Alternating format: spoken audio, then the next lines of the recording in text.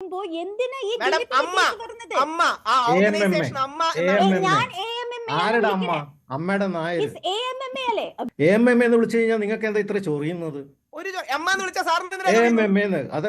അത് ചോദ്യം ചെയ്യുന്നത് എന്തിനാണെന്ന് ഞാൻ ചോദിക്കുന്നത്. രാഹുൽ ഈശ്വർ, തല്ലണ്ടമ്മാവ ഞങ്ങൾ നന്നാവില്ല എന്ന് പറയുന്ന ഒരു ചൊല്ലുപോലെയാണോ അമ്മയിലെ കാര്യങ്ങൾ? ഒരു നന്നാവാനുള്ള നല്ല ചാൻസ് ആയിരുന്നു, പക്ഷേ അതിനു വേണ്ടി എന്ന് പറഞ്ഞെടുത്ത നടപടികൾ പോലും പുകമറയാണ് എന്ന് വ്യക്തമാവുകയാണോ ഈ 9 മാസം കൊണ്ട്? ഇന്ത്യയിലെ തന്നെ വ്യത്യസ്ത ഭാഷകളിലെ മൂവി ഇൻഡസ്ട്രീസിൽ ഏറ്റവും നന്നായി പ്രവർത്തിക്കുന്ന സംഘടന ഒരുപക്ഷെ അമ്മയായിരിക്കും. 110ഓളം ആൾക്കാർക്ക് മാസം 5000 രൂപ വീതം കൈനീട്ടം, അതായത് 5,50,000 രൂപ എല്ലാ മാസവും കൈനീട്ടം കൊടുക്കുകയാണ്. പ്രസംഗിക്കുകയല്ല, വിമർശിക്കുകയല്ല, ഇവരുടെ ജീവിതത്തിൽ ഗുണപരമായ മാറ്റങ്ങൾ വരുത്താൻ അമ്മ അങ്ങനെ സാമ്പത്തിക സഹായമടക്കം കൊടുക്കുന്നത് അമ്മയുടെ നന്മയാണ്. നമുക്ക് സമാനമായി മറ്റ് പല ഇൻഡസ്ട്രീസും നമുക്ക് കാണാം. ഉദാഹരണം തെലുങ്കിൽ മാ ഉണ്ട്, തമിഴ്നാട്ടിൽ നടികർ സംഘമുണ്ട്, ഹിന്ദിയിൽ ആക്റ്റീവ് അല്ലെങ്കിലും സിൻഡ പോലുള്ള കാര്യങ്ങളുണ്ട്. 2020 പോലുള്ള ഒരു സിനിമ എടുക്കാൻ വേറെ ഏതെങ്കിലും ഇൻഡസ്ട്രിക്ക് കഴിഞ്ഞിട്ടുണ്ടോ? നമ്മുടെ നാടിൻ്റെ അമ്മയുടെ ഏറ്റവും വലിയ മികച്ച അച്ചീവ്മെൻറ്റ്സിൽ ഒന്നല്ലേ ദിലീപേട്ടൻ ഇനീഷ്യേറ്റീവ് നടത്തിയ അമ്മ 2020 പോലൊരു ഇനീഷ്യേറ്റീവ്. നമ്മുടെ സൂപ്പർ സ്റ്റാർസ് എല്ലാം ഒരുമിച്ച് വന്നു, വലിയൊരു ഫണ്ട് റൈസറായി. അമ്മ എത്രയധികം ചാരിറ്റി പ്രവർത്തികൾ, ഫ്ലഡ് അടക്കമുള്ള ഒരുപാട് കാര്യങ്ങൾ ഇൻ്റർവ്യൂ ചെയ്തു. അമ്മയുടെ നല്ല വശങ്ങളെയൊക്കെ കാണാതെ മനുഷ്യർ ഒരുമിച്ച് കൂടുമ്പോൾ അഭിപ്രായ വ്യത്യാസം ഉണ്ടാകുന്ന സ്വാഭാവികമല്ലേ? അഭിപ്രായ വ്യത്യാസം ഉണ്ടാകുന്നതിൻ്റെ ഭാഗമായി കോൺഗ്രസിലും കമ്മ്യൂണിസ്റ്റ് പാർട്ടിയിലും BJPയിലും അടക്കം എല്ലാത്തിലും ഗ്രൂപ്പുകളും വ്യത്യസ്ത സംഘടനയെ ഗ്രൂപ്പില്ലേ തമാശയ്ക്ക് നമ്മൾ പറയാറുണ്ട്, 3 മലയാളി ഉണ്ടെങ്കിൽ 4 അഭിപ്രായം ഉണ്ടാകാറുണ്ടെന്ന്. അപ്പോൾ ആ രീതിയിൽ അവരുടെ ഇടയിൽ പ്രശ്നങ്ങളുണ്ടെങ്കിൽ അത് സോൾവ് ചെയ്യണം, സംശയമൊന്നുമില്ല. ആ സോൾവ് ചെയ്ത് നന്നായി പോകുന്ന ഒരു ആസ്പെക്റ്റിന് പകരം എരുതിയിൽ എണ്ണ ഒഴിക്കുന്ന ആക്ടിവിറ്റീസ് ആണോ നമ്മൾ ചെയ്യേണ്ടത്? രാഹുൽ ഈശ്വർ, നമ്മൾ ആരാണ്? ഞാൻ രാഹുൽ അമ്മയിലെ ഔദ്യോഗികമായ ഈ ഭാരവാഹികളായ ആരെങ്കിലും ഔദ്യോഗികമായി പ്രതികരിക്കാൻ ഉണ്ടാകുമോ എന്ന് തിരക്കി. അവരാരും ചർച്ചയിൽ പങ്കെടുക്കാൻ തയ്യാറല്ല. അപ്പോൾ അമ്മയെ അനുകൂലിക്കുന്ന, ആ താരസംഘടനയെ അനുകൂലിക്കുന്ന വ്യക്തി എന്ന നിലയിലാണ് താങ്കൾ ഈ പാനലിൽ ഉൾപ്പെട്ടിരിക്കുന്നത്. അത് ഏട്ടനെ ഉൾപ്പെടെ വെളുപ്പിക്കാനുള്ള ഒരു അവസരമാക്കി താങ്കൾ ദയവായി കാണരുത്. അതല്ല നമ്മുടെ ഈ ചർച്ചയുടെ ഉദ്ദേശം. അമ്മയെ അംഗീകരിക്കുന്നവരാണ്. അമ്മയുടെ അടക്കമുള്ള പരിപാടികളിൽ ആൾക്കാർ ഓടിക്കൂടുന്നതാണ്. അമ്മയടക്കം അമ്മയുടെ ഉള്ളിൽ വലിയ ഐക്യമുണ്ട്. ഒരുപക്ഷെ ഒറ്റയും തെറ്റിയും പിരിഞ്ഞ ആൾക്കാർ കാണും.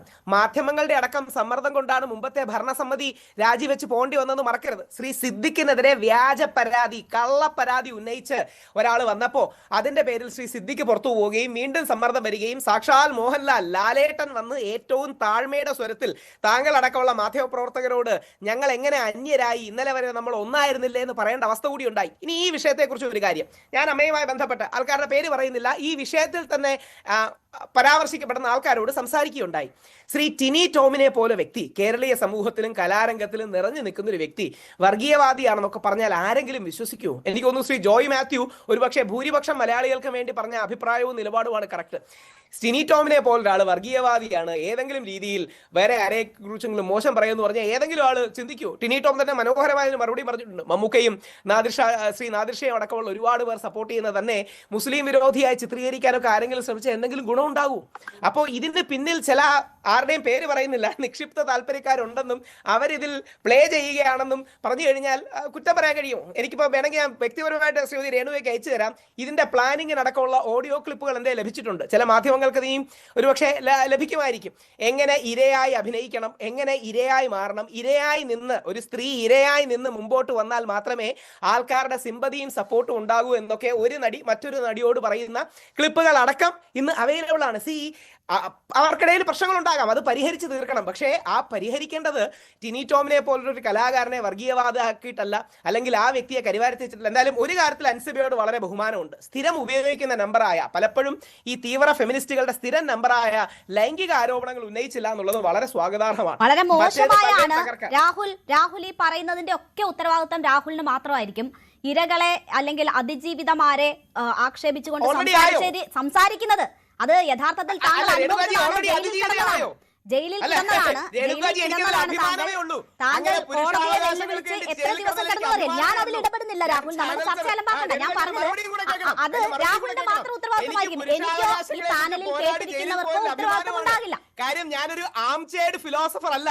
ചാനൽ മുറികളിലെ AC മുറികളിൽ ഇരുന്ന് ക്രിട്ടിക്ക് പറയുന്ന ആളല്ല. ഇത്തരം കാര്യങ്ങളിൽ ഫൈറ്റ് ചെയ്യുകയും ഇനി മെൻസ് കമ്മീഷൻ അടക്കം വരുമ്പോഴും നമ്മൾ ഇത് തന്നെ കാണണം. പിന്നെ രേണുകാജിക്ക് ഓർക്കണമെങ്കിൽ ഒരു കാര്യം ഓർത്താൽ മതി, നമ്മൾ തമ്മിലുള്ള ഡിബേറ്റിൽ ശ്രീ ദിലീപിന്റെ കേസ് ഓർമ്മ കാണും. ശ്രീ ദിലീപിന്റെ കേസ് നമ്മളിപ്പോൾ ചർച്ച ചെയ്യാൻ ഞാൻ പറഞ്ഞു രാഹുൽ ഈ പാനലിൽ ഉൾപ്പെട്ട സാഹചര്യം ഞാൻ പറഞ്ഞു. അത് ഏട്ടനെ വെളുപ്പിക്കാനോ മറ്റാരെങ്കിലും വെളുപ്പിക്കാനോ ഇരകളെ അധിക്ഷേപിക്കാനോ ഉള്ള അവസരമാക്കി ദയവായി താങ്കൾ കാണരുത്. അത് ദയവായി താങ്കൾ കാണരുത്. അത് അങ്ങനെ ഒരു അവസരമാക്കി ദയവായി താങ്കൾ കാണരുത്. ഇവിടെ അൻസിബ ഉൾപ്പെടെ രാഹുൽ അൻസിബ ഒരു അധികാര കേന്ദ്രത്തിൽ ഇരിക്കുന്നതാണല്ലോ. താരസംഘടനയായ അമ്മയിൽ അധികാര കേന്ദ്രത്തിൽ ഇരിക്കുന്ന വ്യക്തിക്ക് അവിടെ പ്രവർത്തിക്കാനാവുന്നില്ല. അവർക്ക് രാജിവെച്ച് പോകേണ്ടി വരുന്ന ഒരു സാഹചര്യം ഉണ്ടായി. അവർ അത് പരസ്യമായി തന്നെ പറയുന്നു. അപ്പോൾ അവർ പറഞ്ഞതെല്ലാം പിന്നിൽ നിന്ന് ആരോ പ്രവർത്തിക്കുന്നത് കൊണ്ടുണ്ടായിട്ടുള്ളതാണ്, അവരെ ആരോ ഇറക്കി വിട്ടതാണ്, അങ്ങനെയൊക്കെ പറഞ്ഞ് അവരെ അധിക്ഷേപിക്കേണ്ട കാര്യമില്ലല്ലോ. ഇത് സത്യം എന്താണ് നടന്നതെന്ന് താങ്കൾക്കറിയില്ലല്ലോ. രേണുകാജി ഇതൊന്ന് കേൾക്കണം. രേണുകാജി അടക്കമുള്ള മലയാള മാധ്യമങ്ങൾക്ക് ശ്രീ ദിലീപിന്റെ പേര് കേൾക്കുമ്പോൾ പൊള്ളുവെന്നറിയാം. മാസങ്ങളോളം വ്യാജ പ്രചരണങ്ങളുടെ ക്യാമ്പയിൻ നടത്തിയിട്ടും ആ മനുഷ്യനും കാവ്യയും കുടുംബവും ജയിച്ചത് ഈ നാട്ടിൽ നീതിയും ന്യായവും നിയമവും കോടതികളും ഉള്ളതുകൊണ്ടാണ്. ഓക്കെ, ഞാൻ പറഞ്ഞതാണ് ഈ സമയത്ത് തന്നെ അമ്മാന്ന് വിളിക്കാൻ പറയണം. കാരണം ഒരു വീട്ടിലും ഇല്ലാത്ത രീതിയിലുള്ള തല്ല് നടക്കുകയാണല്ലോ. പ്രശ്നമൊക്കെ ഉണ്ടാവും, എല്ലാ വീട്ടിലും പ്രശ്നമൊക്കെ ഉണ്ടാവും. ശരി, ഞാൻ താങ്കളിലേക്ക് തിരിച്ചെത്താം. ശ്രീമതി രഞ്ജിനി, ഇവിടെ നോക്കൂ, പല തട്ടിൽ ആളുകൾ നിൽക്കുന്നുണ്ട്. അവരുടെ ലക്ഷ്യം എന്താണ് എന്ന് അതിൽ അംഗങ്ങളായിട്ടുള്ളവർക്കോ പുറത്തു നിൽക്കുന്നവർക്കോ പോലും വ്യക്തമല്ല. സ്ത്രീകൾക്ക് ഇതൊരു തരത്തിലും മുന്നോട്ട് കൊണ്ടുപോകാൻ പറ്റില്ല എന്നൊരു നറേറ്റീവിലേക്ക് കാര്യങ്ങൾ എത്തിക്കാനുള്ള നീക്കമാണോ ഇപ്പോൾ നടക്കുന്നത്? ആയിരിക്കാം.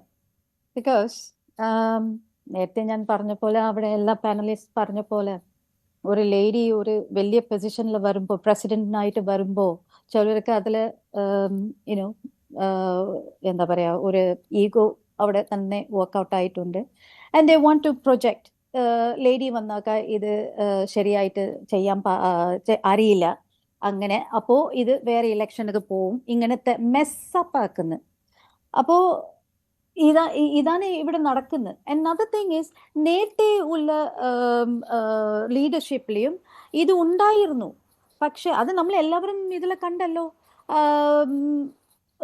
അപ്പോൾ ഞാൻ ചിലവരുടെ പേര് പറയുന്നില്ല, ശരിയല്ല. അത് നമ്മളെല്ലാവരും മീഡിയയിലെ കണ്ടതാ. അവിടെ എങ്ങനെ അത് നിങ്ങൾ റിപ്പോർട്ടേഴ്സ് അവിടെ എടുക്കുമ്പോൾ തന്നെ എന്ത് അഹങ്കാരത്തിലെയാണ് അവിടെ എന്തൊക്കെ ചെയ്തുവിനെ എല്ലാവരും നമ്മൾ കണ്ടതാ, വ്യക്തമായിട്ട് കണ്ടതാ. ഓക്കെ, അങ്ങനെ ഇരിക്കുമ്പോൾ ഇപ്പോൾ ഇവിടെ ഇങ്ങനെ വരുമ്പോൾ ഇറ്റ്സ് ദ സെയിം. ഇവർക്ക് അറിയില്ല ഇത് എങ്ങനെ കൈകാര്യം ചെയ്യണമെന്ന്. നേരത്തെ പ്രകാശ് പറഞ്ഞ പോലെ ദേ ഡോണ്ട് നോ. ഇത് ഒരു പ്രൊഫഷണലിസം ഇല്ല ഇതിനകത്ത്. ഇതിനു വേണ്ടിയാണ് ഇവർക്ക് നേരത്തെ അവർ പ്രകാശ് പറഞ്ഞ പോലെ ഇത് they have to get training, എങ്ങനെ ഇത് കൈകാര്യം ചെയ്യണം. അല്ലെങ്കിൽ എക്സ്റ്റേണൽ ആയിട്ട് ഒരു ഹെൽപ്പ് വേണം, സൈക്കോളജിസ്റ്റോ അല്ലെങ്കിൽ കൗൺസിലേഴ്സ്, പിന്നെ ലോയേഴ്സ്, ഇവരെല്ലാം കൊണ്ടുവന്നിട്ട് അവിടെ തീർക്കണം ഇങ്ങനത്തെ കാര്യങ്ങൾ. അവർക്ക് ഹാൻഡിൽ ചെയ്യാൻ പറ്റില്ലെങ്കിൽ let these people handle it. ഇതാണ് ഇത്. പക്ഷേ ഒരു കാര്യം രാഹുൽ പറഞ്ഞത് എനിക്ക് വളരെ സങ്കടം തോന്നി കേട്ടാ. ബിക്കോസ് ഈ സിദ്ദിഖിന്റെ കേസ് സ്റ്റിൽ ഓൺഗോയിങ് ആണ്, contempt of court. How can you address that ആ വിക്ടിമിന്, അത് ഫേക്ക് വിക്ടിമിന്, അത് ശരിക്കും മോശമാണ്. യു ഹാവ് ടു അപ്പോളജൈസ് കേട്ടോ. അത് കുറെ ചർച്ചയിൽ വന്നിട്ട് ഇങ്ങനെ ഓപ്പൺ ആയിട്ട് യു ആർ ടോക്കിംഗ് ബാഡ്, എല്ലാം സർവൈവറിന് വേണ്ടിയിട്ട് ഇങ്ങനെ വളരെ മോശമായിട്ട്. How do you know? എനിക്കറിയാം. എനിക്ക് പബ്ലിക്കിൽ വന്ന് ഇത് പറയാൻ എനിക്ക് താല്പര്യമില്ല. കാരണം എനിക്ക് I know what are the facts. Okay, അപ്പൊ ഇങ്ങനെ ഒരു എനിക്കോ രഞ്ജിനി മാഡത്തിനോ എങ്ങനെ പറയാൻ കഴിയും? കോടതിയല്ലേ വിധി പറയേണ്ടത്. കോടതി പറഞ്ഞു, കോടതി ബെയിലല്ലേ ഇട്ടിരിക്കുന്നേ. ആ കേസ് തീർന്നവരെ ഇത് ഡിസ്കസ് ചെയ്യണ്ട. How can you just say that ഏതോ ഒരു വ്യക്തി വന്നിട്ട് കള്ളപ്പരാതി പറഞ്ഞൂന്ന്? ഈ